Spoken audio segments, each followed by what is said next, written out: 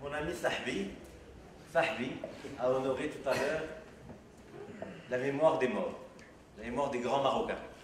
On va célébrer aujourd'hui les vivants.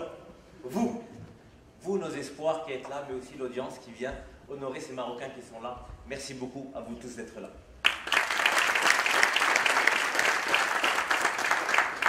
Je dois raconter mon histoire, pourquoi je suis là, pourquoi je suis un peu l'instigateur de ces espoirs.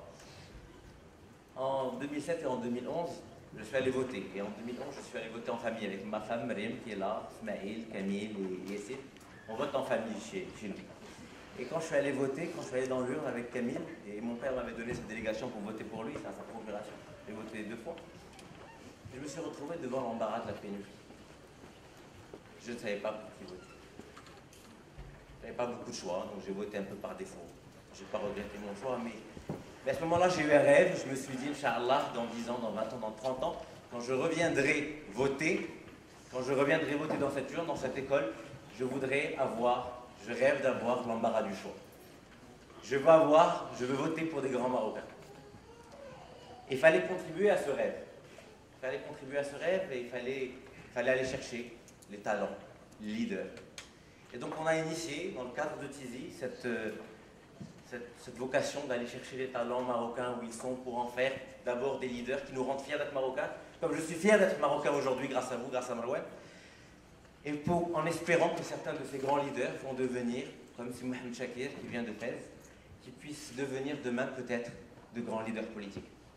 Et que vous aussi, quand vous irez voter, que vous ayez la possibilité, entre beaucoup de choix satisfaisants, et que vous soyez embarrassés, parce qu'il y a beaucoup de jeunes leaders marocains, de grands leaders marocains qui vont émerger, et nous les ferons émerger, Inch'Allah.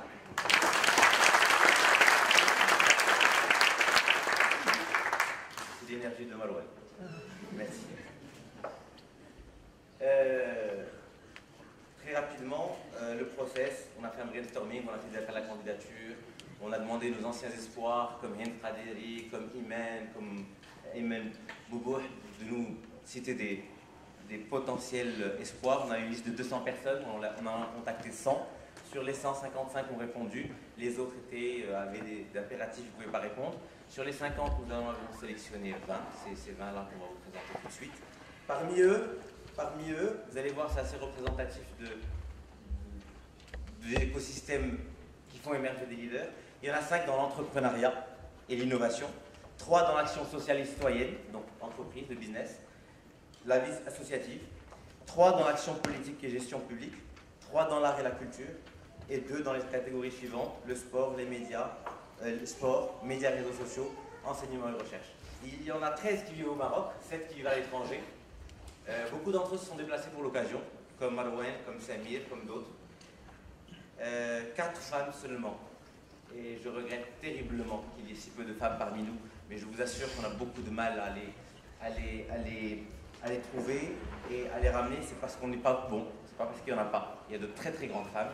Et je vous invite, autant aussi femmes que vous êtes, à nous rejoindre massivement chez Tizi pour nous montrer à quel point les femmes marocaines sont grandes.